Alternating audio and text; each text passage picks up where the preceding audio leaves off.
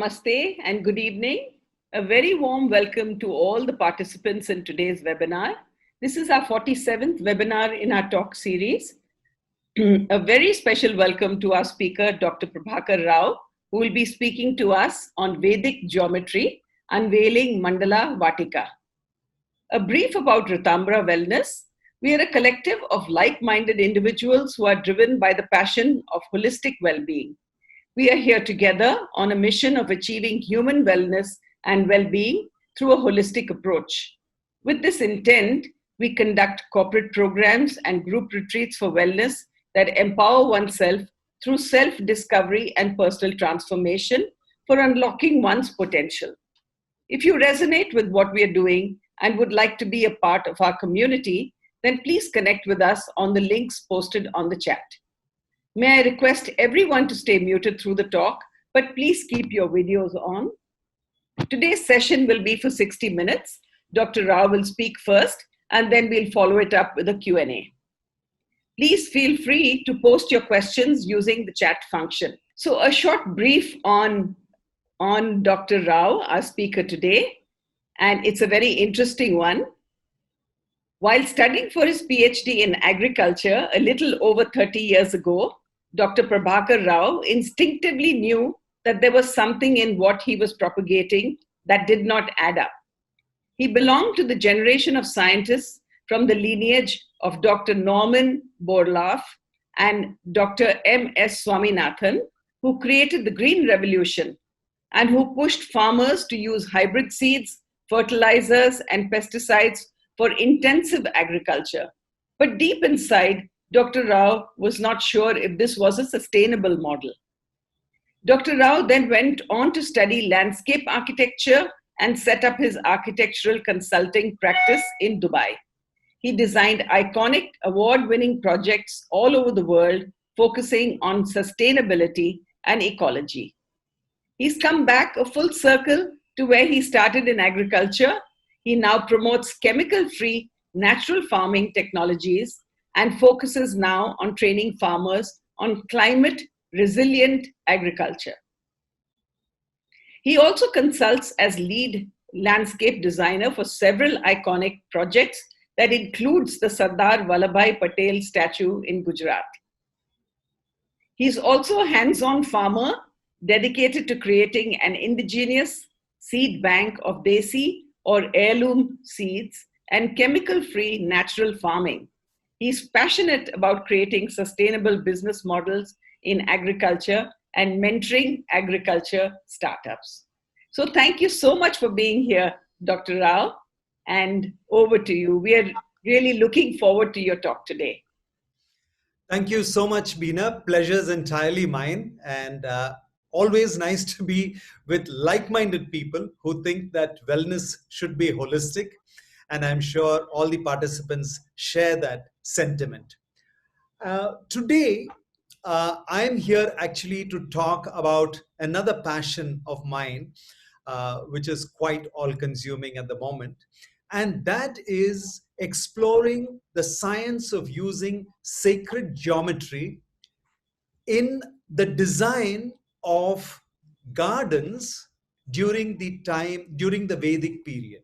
Yeah, say 5,000 years ago, what were the principles on the basis of which gardens were designed during those Vedic times, and why are those principles relevant to us today? Yeah. So I actually stumbled upon this science that is called Mandala Vaatika. Mandala in Sanskrit actually means a circle, but it's loosely used to denote sacred geometry. The circle is the perfect representation of any geometric form, and sacred geometry is a component of that. So the use of sacred geometry in gardens is what the science Mandala Vaatika is. And I stumbled upon it, I think somewhere in the year 2002, when I was actually asked to design a garden that would reflect the ambience and the way a garden would have been 5,000 years ago. And it was an assignment that was given to me by Sri Ravi Shankar of the Art of Living. And he said, so I asked for a brief. Being an architect, I asked for a brief.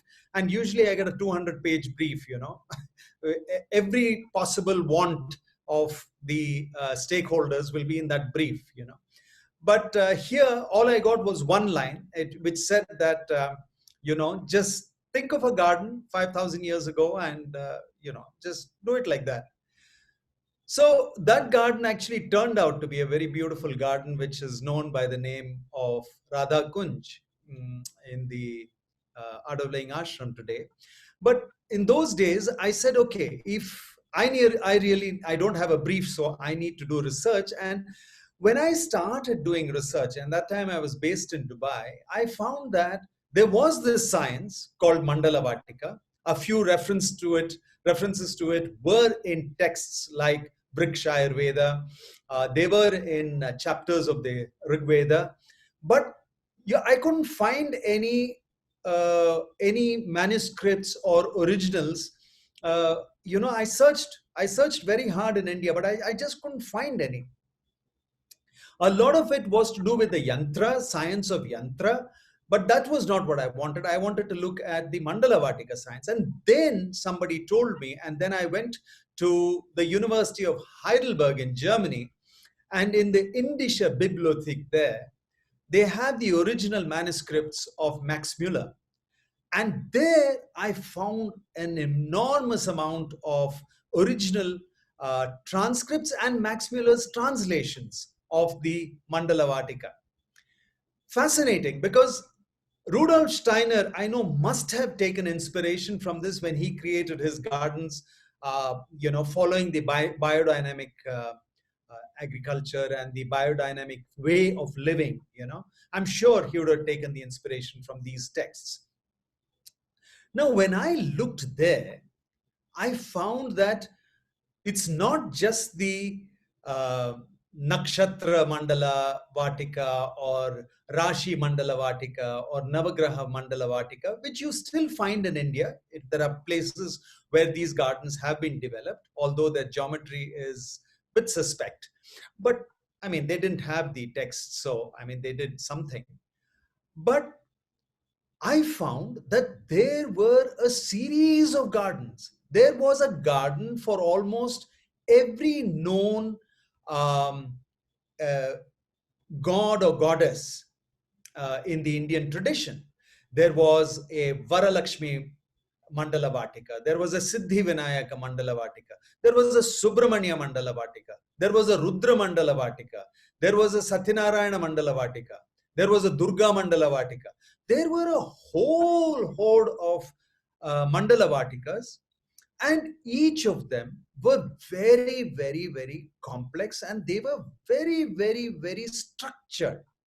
So that really got me to thinking, what is the underlying science here? I knew they were based on sacred geometry, and sacred geometry is nothing that is only limited to India. I mean, sacred geometry is a hallmark of any civilization across the world. I mean, whether you take Mesopotamia or the Incas or the Zen Buddhists, or you take any culture, you will find sacred geometry. I mean, if you read Dan Brown or one of those kind of authors, you will know what I'm talking about, the Freemasons and all that. So sacred geometry has always been there, but that it was so rooted to a tradition of designing gardens in India 5,000 years ago was, to me, a major revelation. And since I started collecting those, that collateral which was there, it was always in my mind that at some point I must seriously revive this science, make people aware that we had such a science, and to really understand what is the confluence of modern scientific thought process, the ancient Vedic understanding, bring them two together in a confluence and create a sort of a workshop or a course called Mandala Vaatika, which people could attend and learn to know about. So that is how it happened. And eventually in 2017, I got permission to write this particular manual. And a lot of inputs were given by Sri himself in this. And then just after the COVID happened, I was actually, blessed to do this online. So what I am going to talk to you about is this science of Mandala Vaatika. It's more like an intro talk to what this science is all about. Okay. Now, what you understand with Mandala Vaatika is that the ancients had a very, very, very deep understanding on the process of creation itself. So, these people in the Vedic times, we are talking about that belt of Haryana, Mohenjo-daro, and that mythical river Saraswati, on the banks of which this Vedic civilization, the Saraswat civilization existed in those days. Now, these people, anything they did, it was an exploration of the underlying truth of all existence. Anything, whether it was what they ate or whether it was math or astrology or astronomy or whatever, for them, every science ultimately had to lead to a deeper understanding on the basis of the existence of all reality, the fundamental truth, the core truth. What is it? So their garden design also had the same quest. The journey was to understand deeper levels of self, and they did that with the design of their gardens. So what they had was, they understood the confluence of geometry, and they understood that geometry had vibrations embedded in it. Every geometric pattern, whether it was a circle or a triangle or a square or whatever, every shape has in it a inbuilt vibration. Okay, and that's not really so difficult to understand when you understand the science of cymatics. Science of cymatics is actually how, using sound frequencies, we can create extraordinary patterns from nothing. If you just have a sheet of paper with, just sand on it, no patterns, just by using sound, I can create very, very, very complex patterns. Creation actually happens through these patterns, which then interact with each other. There is something called interference, where waves compound each other or cancel each other, and you get this extraordinarily rich tapestry of this world we live in. Must have started by these patterns emerging out of nothing. Okay, our Vedas have always said that we all came out from nothing and we'll go back to nothing, and that shunya is something that's very full. So we understand, the Purna mantra and all that says the same thing. But what is amazing is the latest in science today. If you take the quantum field theory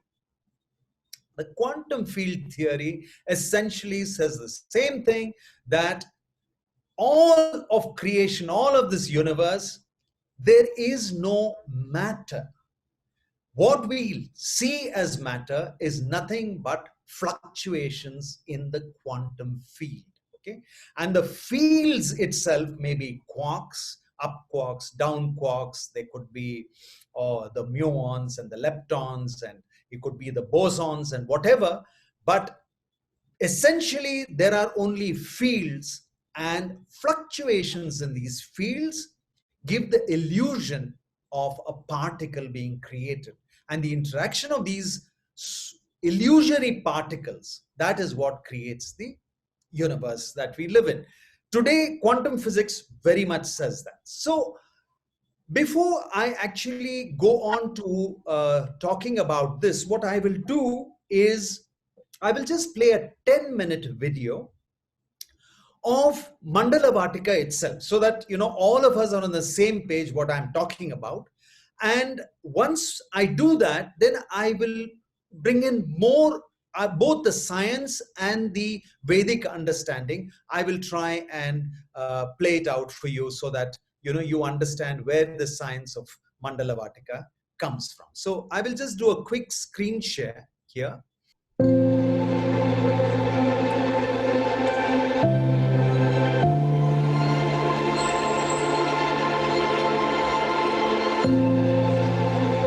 I am Prabhakar Rao, and we are going to be exploring Mandala Vaatika.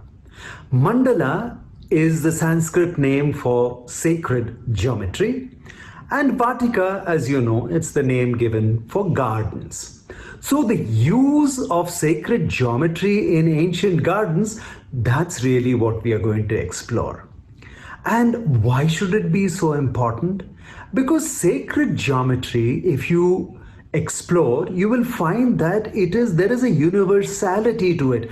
All cultures, all religions, all traditions, they have a solid foundation of sacred geometry. You take the Egyptians, the Sumerians, the Babylonians, the Phoenicians, the American civilizations of Aztecs, Incas, the Mayas, the Far Eastern civilizations with the Zen Buddhist mandalas, and even the more ancient, the Taoism, the Shintoism, you will find that sacred geometry pervades everything. So therefore, what is it? Is it something that is derived out of our cultures? No. Is it there in the way the architecture of the universe itself is created? Is the structure of DNA have something to do with sacred geometry? Does the way a sunflower that you see in the green screen behind me, does that have something to do with sacred geometry? Do all the mathematics and the geometry and the formulas that you see in this green screen behind me, do they have something to do with sacred geometry? Now, these are the exciting things that we will explore in the first part of this webinar on Mandala Vaatika. In the second part of Mandala Vaatika, we will explore the use of sacred geometry in the Indian tradition, in the Vedic tradition. You know, the Vedic tradition existed at least 5,000 years ago, but today the researchers are talking about 10,000 years ago. And these are the civilizations that thrived and flourished from Haryana to Punjab, and then the Mohenjo-daro and the Harappa civilizations. It is in that belt, the belt along the mythical river Saraswati. They were an extraordinarily advanced civilization in their understanding of the nature of reality. They understood certain fundamental truths that even today humanity is in the quest of. And they used a lot of sacred geometry, and one of the pinnacles in the evolution of sacred geometry in the Indian culture would be the Shri Chakra or the Shri Yantra that you see in the green screen behind me. And in this tradition of the Shri Chakra and the Shri Yantra, the tradition which explored that aspect of spirituality and spiritual development, it is, I would say, the mother of all sacred geometry. So any of the Western traditions that you take, like for example, the Flower of Life or the Star of David, all these can be derived from the Shri Chakra itself. Anything, you take the arabesque, the motifs from Andalusia and Spain, you take the Moroccan traditions of their very, very fine geometric forms, you take the Zen cultures where they use geometry in a very different way to mimic and replicate nature itself. All those geometries you can root it from the primordial Sri Chakra. But Sri Chakra itself is a very, very intense and a very advanced science. So we will not explore too much of that because that's really not the purpose of this particular webinar. Here we are trying to understand why sacred geometry was used in Indian Vedic gardens. This is going to be the focus of the second part of this webinar, which will focus on how plants and trees, each of them have a certain vibration, and that is actually proven by science as well. Today we have so many machines that can actually hear what frequencies the plants are emitting, to the extent some people say that the plants will be singing, so you can hear the song of the plants. So you find there is tremendous amount of work that's being done to know that each specific species of plant comes with its own vibration. Now, geometry itself is based on vibrations, and that is the next part. The third part of the webinar will be understanding how science can create patterns. The science is called semantics, and in semantics we explore how sounds like ah, oo, om, him, cream, clean, so they sound very much like Bij mantras, right? How these sounds can actually create patterns. They generate frequencies which result in patterns appearing from nowhere. That is the science of semantics. So we will explore the science of semantics, where we will actually see how sounds can create geometry. And then by using the geometry, the sounds and the plants, how we can explore deeper levels of consciousness. In part 4 of this webinar, we get into another aspect of Mandala Vaatika, where the ancients understood limitations, because not everybody has the luxury of planting an actual garden in physical space over a couple of acres of land based on sacred geometry, waiting for, let us say, 20-30 years for those trees to grow and then meditate under that. They did that, but they knew that there was a limitation to it, because the whole time and space constraints on that. Therefore, they developed something very beautiful. Plant parts are offered in a specific sequence with specific sounds and mantras. Now, all that creates vibrations which are said to open portals where we can experience the deeper levels of existence, deeper levels of consciousness, and get a peek into the ultimate nature of all reality. So in the fourth part of this webinar, we will actually teach you how to draw tabletop on a piece of paper 3 very interesting mandalas. One is the Saptarishi Mandala, which is of course dedicated to the 7 sages who brought wisdom to this world. So the Saptarishi Mandala, how to draw that mandala, and then how to populate it with the 7 plants with very specific frequencies that are related to each of these rishis. And then there's a very simple chants, and then there is a meditation that will come with this. So it's a tabletop Mandala Vaatika that will be created, which is nothing but a miniaturized Mandala Vaatika that would actually have been at some point of time in physical space, huge gardens based on sacred geometry in the ancient times. So you will have a tabletop version of that on which you would be able to chant or listen to chants and then go through a set of guided meditations. So in a nutshell, this is what Mandala Vaatika is all about. This particular course will be conducted through webinars. We will provide you not just your participation in the webinar, but also we provide you soft copies of way to draw those particular mandalas, the soft copy which has the details of all the plants, how to identify the plant in your garden or outside. What kind of plant part you bring. You will also have video recordings and audio recordings of the chants, and all that will be packaged and given to you so that you can revive this ancient science of Mandala Vaatika in the confines of your homes, in the comfort of your homes, and experience what the ancients experienced in those distant days of the past in the Vedic traditions, where they would actually sit in these gardens, meditate, and get a peek at the underlying nature of all reality. Yeah. So that sort of encapsulates the gist of what Mandala Vaatika is.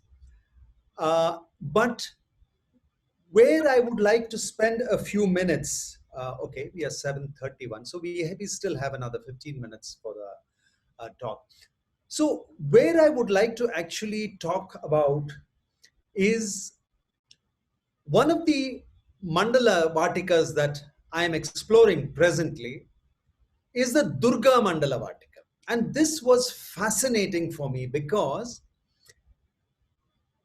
unlike the other Mandala Vaatikas that we explored in July, which were the Siddhivinayaka Mandala Vaatika and the Varamahalakshmi Mandala Vaatika, these are more benign, energies, so to speak. So what modern science talks about, the fields, yeah, they talk about fields. They've got so many fields. I mean, till Higgs boson was discovered, they suspected that there was an underlying field. Today, even Higgs boson, they say, may not be the fundamental particle, because they find that even Higgs could be an interaction of other fields. Yeah. So today scientists understand, so they've got whole lot of names, they've got the particles, they've got the S particles, they call it the sparticles, you've got the mirrors of everything. And if you go to the supersymmetry and you explore how quantum physics, they have all these different subatomic particles, which are no more particles, they are just fields, and they have a name for every one of them. In our Vedic tradition, we also had names for every one of these. It's just that we called them Shiva, Vishnu, Brahma, Saraswati, whatever. We also gave names, but if you go to the root of it, you will find that these are all fundamental energies, fundamental wave functions that create this universe. So even in our tradition, we had wave functions. If Shiva is a tattva, in our there is a very beautiful text that is called the Nasadiya Sukta, and in that the Vedic seers, they talk about how the universe was created, and they go to the extent, I mean, everything you talk about, up quarks and down quarks, it's there in the Nasadiya Sukta. You talk about the underlying even if you talked about the underlying field, like say, for example, the Higgs boson, for example, which gives mass to everything else in the universe. They understood that. They called that plasma an ocean that extended through the universe, through creation. They even went on to say that even those whom we call gods may not know how universe was created, because they are also a part of the manifest reality. And then it ends by saying, but then he who surveys all this from the heavens, maybe he knows how the universe was created, or maybe he doesn't. There is no other understanding, or you would say a spiritual science anywhere in the world which says it as it is, as the Nasadiya Sukta does. Even it says that the ultimate creator, maybe he knows how creation happened, maybe he doesn't know how creation happened. And our modern physicists, and they say the same thing. We don't know. We don't know why these numbers are there, why these frequencies are there, why do they interact the way they do. We don't know. Maybe we are not asking the right questions. Yeah.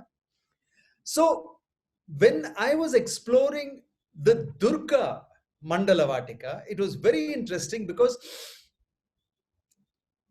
the Durga energy, the wave function of Durga, is what in modern day parlance we would call as a disruptor. You know, just like Uber is a disruptor in personal transportation, or Airbnb is a disruptor in real estate, or Amazon is a disruptor in retail marketing. Durga Tattva is a disruptor. Whenever the universe gets stuck in a rut, or whenever there everything gets sort of solidified into a very without flexibility, when it gets too rigid, yeah, then the Durga energy is typically the tattva that goes on to create a mass disruption. And through that chaos, a higher order of equilibrium emerges. So when we make this Durga Mandala Vaatika, the mandala itself has in it the secrets of how this wave function operates. It has the secrets in it how this wave sound function was created, and it will one-to-one correspond with what the Puranas say about how Durga was created. Durga was actually created by a confluence of the energies of Shiva, Brahma, and Vishnu to overcome certain very negative forces that were in operative, very tamasic forces that were in operation at that time. Therefore, these three primary creators came together to create a Durga wave function. It's there in the mandala. We can explore, and that's what we do in this workshop. We actually explore how the Durga emerges.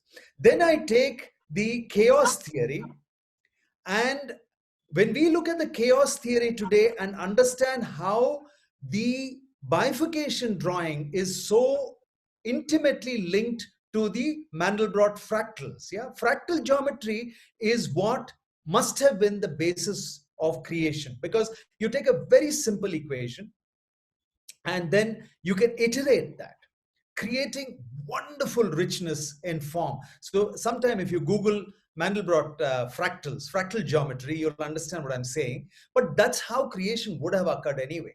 Yeah. Now, when we take chaos theory, there is a certain ratio between the bifurcations that happen. So normally it'll be steady, and suddenly there'll be chaos. Then there'll be again a steady state, then there's chaos. But if you took the ratio of those branches, they will always remain at this fundamental constant that is 4.669. It's an actually irrational number, but you're going, it's some 4.67 or 4.669. That's the number you come up with. Now, nobody knows, none of the mathematicians in cutting edge chaos theory mathematics understand where this figure comes from. But if you go into the Durga Mandala Vaatika, you will find that this ratio is existing there in the mandala, because she is a chaos creator. She comes and she creates a disruption. Yeah. So if you took COVID, for example, is a very, very typical example of the way Durga wave function would operate in this universe. Something was not going on okay, and then you have one disruptor which changes everything we knew life to be. Today, if I am on this Zoom meeting with you, our life has all changed. I'm doing one of the biggest landscape projects that's happening in Delhi right now, the biggest ever that's been undertaken by this country. But all of us are working just from home on Zoom. I mean, these things were never happened before, right? So it's a disruptor, but through this disruption, something the order of equilibrium that will emerge will be a much higher order of equilibrium. So in this Mandala Vaatika, what happens is that you explore the sacred geometry of the Durga Mandala. Then there are 9 plants which are very special to Durga, because The Durga wave function, for it to operate, requires these plant frequencies to ride on. Yeah. So they are like carrier waves, for this frequency to think.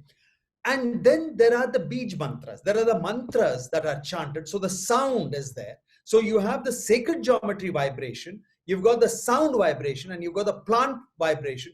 Put all these three together and you have this Durga Mandala Vaatika. In the ancient days, they actually created this garden where you could go sit under these specific plants and meditate. But they also have a tabletop version where either on sand or on a piece of paper, you can draw this, you can put those flowers there, and you can chant the mantra, and then you can meditate on that. Extremely powerful. Now, why should you do this is very interesting. Let me just try and explain that with a little more of a visual, if I may say that. So, the